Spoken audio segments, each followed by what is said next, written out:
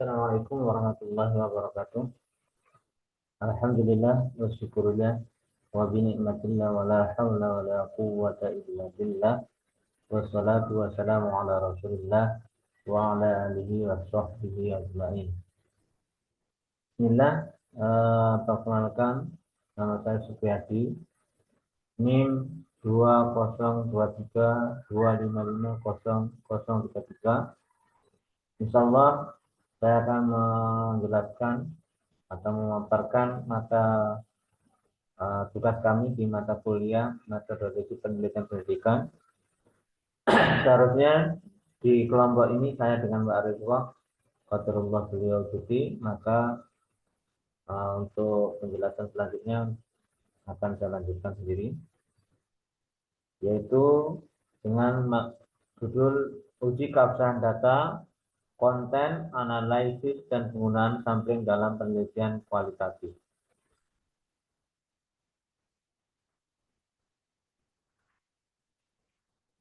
Uji materi yaitu uji keabsahan data kualitatif, analisis data dengan menggunakan konten analisis.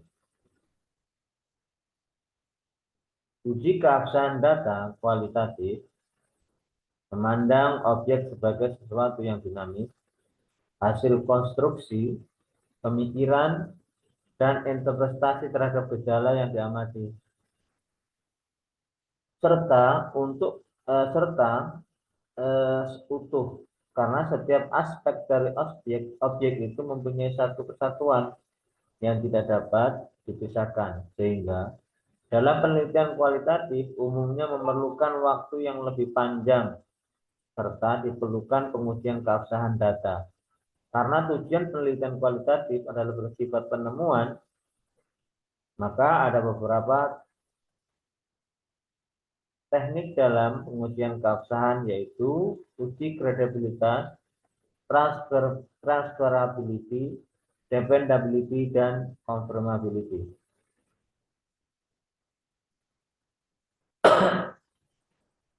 Analisis adanya uji keabsahan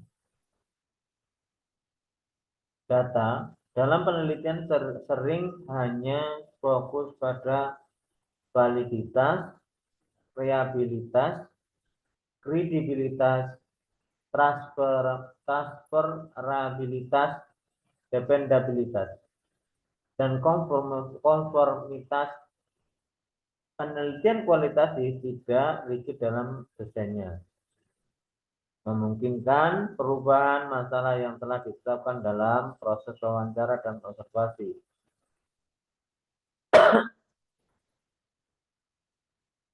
Observasi situasi sosial yang unik mempengaruhi penghayatan peneliti dan makna yang diberikan. Oleh karena itu, uji keabsahan data secara berkelanjutan penting untuk memastikan informasi yang sesuai dengan konteksnya. Untuk penelitian dapat diaplikasikan di wilayah lain, uji transferabilitas diperlukan, uji dependabilitas digunakan untuk mengetahui reliabilitas, sementara uji konformitas memastikan kesesuaian antara proses dan produk penelitian.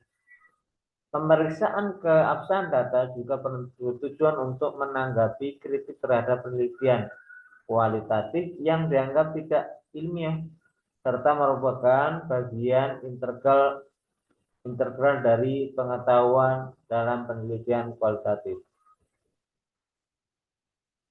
Perbedaan istilah dalam pengujian keabsahan data metode kuantitatif dan metode kualitatif.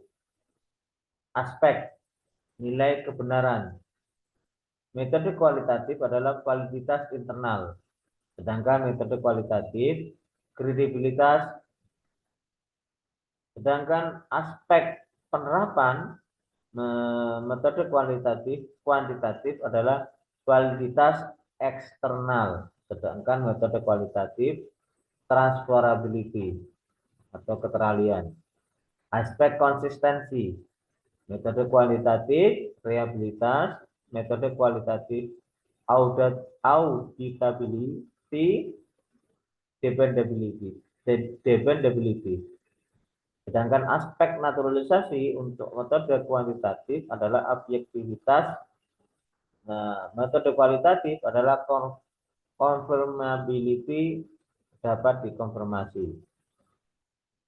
Teknik keabsahan data. Uji kredibilitas yaitu perpanjangan pengamatan.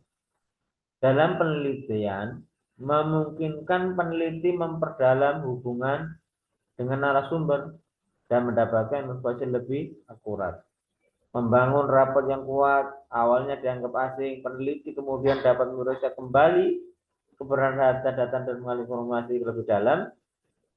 Durasi perpanjangan pengamatan bervariasi tergantung pada kedalaman, keleluasan, dan kepastian data. Fokusnya, saya ulang, dan menggali informasi lebih dalam, durasi perpanjangan pengamatan bervariasi tergantung pada kedalaman, keluasaan, dan kepastian data. Fokusnya pada penguji kredibilitas data. Peneliti mengakhiri perpanjangan pengamatan setelah memastikan kredibilitas data. Direkomendasikan menyertakan surat keterangan perpanjangan dalam laporan penelitian. Meningkatkan ketekunan. Dan ketekunan pengamatan adalah teknik pemeriksaan keabsahan data berdasarkan seberapa tinggi derajat ketekunan peneliti dalam melakukan pengamatan ini. Melibatkan sifat mental yang membutuhkan ketelitian dan keteguhan untuk memperoleh data penelitian. Pengamatan adalah proses kompleks yang melibatkan penggunaan indera dan adaptasi psikologis yang didukung oleh sifat kritis dan cermat. Meningkatkan ketekunan berarti melakukan pengamatan lebih cermat dan berkelanjutan sehingga data dan urutan peristiwa dapat direkam secara pasti dan sistematis. Uji kredibilitas triangulasi. Triangulasi sumber yaitu digunakan untuk menguji kredibilitas data dengan memeriksa data yang telah diperoleh dari beberapa sumber. Contoh, untuk menguji data tentang gaya kepemimpinan seseorang, maka penelitian akan mengumpulkan dan menguji data dari bawahan yang dipimpin, atasan yang menugasi, dan tenaga kerja. Regulasi teknik untuk menguji kredibilitas data dilakukan dengan memeriksa data dari sumber yang sama menggunakan teknik yang berbeda. Misal, data dari wawancara diverifikasi dengan observasi, dokumentasi, atau kuesioner. Regulasi waktu sering mempengaruhi kredibilitas data dan data yang dikumpulkan dengan teknik wawancara di pagi hari. Pada saat narasumber masih segar, belum banyak masalah, akan memberikan data yang lebih valid sehingga lebih kredibel. Analisis kasus negatif meningkatkan kredibilitas data karena memungkinkan peneliti menemukan data yang berbeda atau bertentangan dengan temuan awal. Jika tidak ada lagi data yang bertentangan, maka data tersebut lebih dipercaya.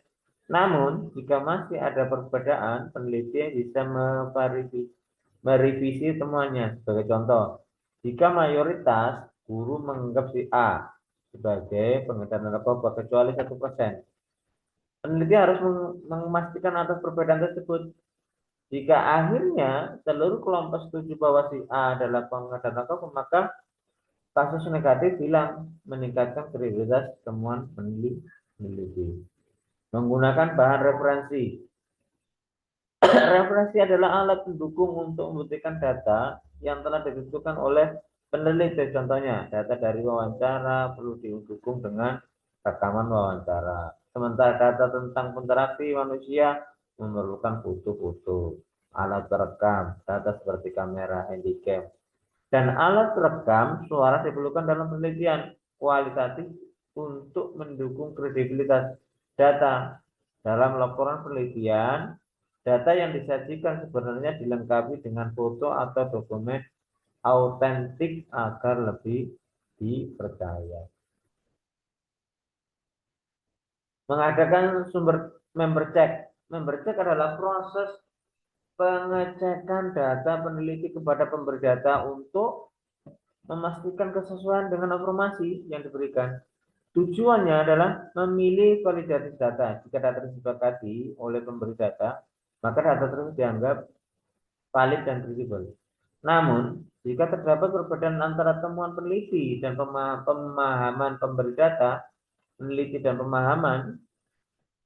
jika terdapat perbedaan antara temuan peneliti dan pemahaman pemberi data, diskusi perlu dilakukan. Jika perbedaannya signifikan, peneliti harus merevisi temuannya sesuai dengan informasi yang diberikan oleh pemberi data. Teknik pengujian data. Teknik pengujian keabsahan data, yaitu melalui pengujian traceability, di mana seperti telah dikemukakan bahwa traceability ini merupakan validitas eksternal dalam penelitian kualitatif. Validitas eksternal kuantitatif, validitas eksternal menunjukkan derajat ketepatan atau dapat diterapkan hasil penelitian populasi di mana sampel tersebut diambil. Pengujian dependability dilakukan dengan melakukan audit terhadap keseluruh proses penelitian. Dan ini sering terjadi, penelitian tidak melakukan proses penelitian ke lapangan, tapi bisa memberikan data penelitian seperti ini. Perlu diuji dependability-nya. Kalau proses penelitian tidak dilakukan tetapi datanya ada, maka penelitian tersebut tidak reliable atau dependable. Untuk itu, pengujian dependability dilakukan dengan cara melakukan audit terhadap keseluruhan proses penelitian.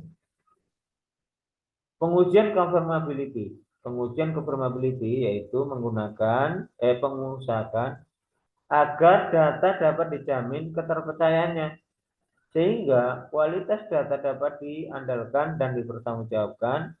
Cara yang dilakukan dengan mengaudit semua data yang diperoleh untuk menentukan kepastian dan kualitas data yang diperlukan. Analisis data dengan menggunakan content analysis ada beberapa penelitian, yaitu menurut Benderson dan Carlinger, analisis isi adalah metode untuk mempelajari dan menganalisis komunikasi secara sistematik, objektif, dan kuantitatif terhadap pesan yang terlihat. Krippendorff menjelaskan bahwa analisis isi adalah teknik penelitian yang memungkinkan pembuatan referensi yang dapat direplikasi dan keakuratan data dengan mempertimbangkan konteksnya. Sementara menurut Weber, analisis isi adalah metode penelitian yang melibatkan serangkaian prosedur untuk membuat inferensi yang valid dan teks. Menurut Winger, Dominic, ada beberapa penggunaan yang dapat dilakukan dalam metode penelitian analisis isi sebagai berikut. Menggambarkan isi komunikasi, describing communication content, analisis isi berfungsi untuk mengungkap kecenderungan yang ada pada isi komunikasi, baik melalui media cetak maupun elektronik. Menguji hipotesis tentang karakteristik pesan, testing hypothesis of message characteristic. Sejumlah peneliti isi berusaha menghubungkan antara karakteristik tertentu dari komunikator sumber dengan karakteristik besar yang dihasilkan. Membandingkan isi media dengan dunia nyata, comparing media content to the real world. Banyak analisis isi digunakan untuk menguji apa yang ada di media dengan situasi aktual yang ada di kehidupan nyata. Misalnya, membandingkan antara kekerasan yang ada di dunia televisi dengan kekerasan di dunia nyata. Memperkirakan gambaran kelompok tertentu di masyarakat, assessing the image of particular group of society. Beberapa peneliti analisis ini telah menyoroti gambaran media tentang kelompok minoritas. Analisis ini berfokus pada masalah sosial seperti diskriminasi dan prasangka terhadap kelompok minoritas, agama, etnis, dan sebagainya. Tahapan penelitian konten analisis: menentukan permasalahan, menyusun kerangka pemikiran konseptual atau theoretical framework, menyusun perangkat metodologi, analisis data, interpretasi data. Bentuk klasifikasi konten analisis yaitu analisis pragmatis. Klasifikasi dilakukan terhadap tempat tanda menurut sebab akibatnya. Yang mungkin, misalnya berapa kali suatu kata tertentu yang dapat mengakibatkan munculnya sikap suka terhadap produk sikat gigi A. Analisis sematik dilakukan untuk mengklasifikasi tanda menurut maknanya. Analisis ini terdiri dari beberapa analisis berikut. Analisis penunjukan, designation menggambarkan frekuensi seberapa sering objek tertentu, orang, benda, kelompok, atau konsep dirujuk. Analisis persifatan, attribution, menggambarkan frekuensi beberapa sering karakterisasi tertentu dirujuk, misalnya referensi kepada ketidakjujuran, kenakalan, penipuan, dan sebagainya. Analisis pernyataan assertion menggambarkan frekuensi beberapa sering objek tertentu dikarakteristikkan secara khusus. Analisis sarana tanda sign voxel dilakukan untuk mengklasifikasikan isi pesan melalui sifat psikofisik dari tanda. Kelemahan dan kelebihan. Dalam analisis data menggunakan konten analisis, yang pertama ada kelebihan dan kelemahan. Untuk kelebihan, lebih hemat waktu, tenaga, dan biaya. Analisis isi lebih aman dilakukan. Analisis isi memungkinkan kita meneliti dalam jangka waktu yang sangat panjang. Analisis isi tidak memiliki. Untuk kelemahan, analisis data dengan menggunakan konten analisis, yaitu peneliti memiliki keterbatasan kemampuan merekam data pada masalah validitas data.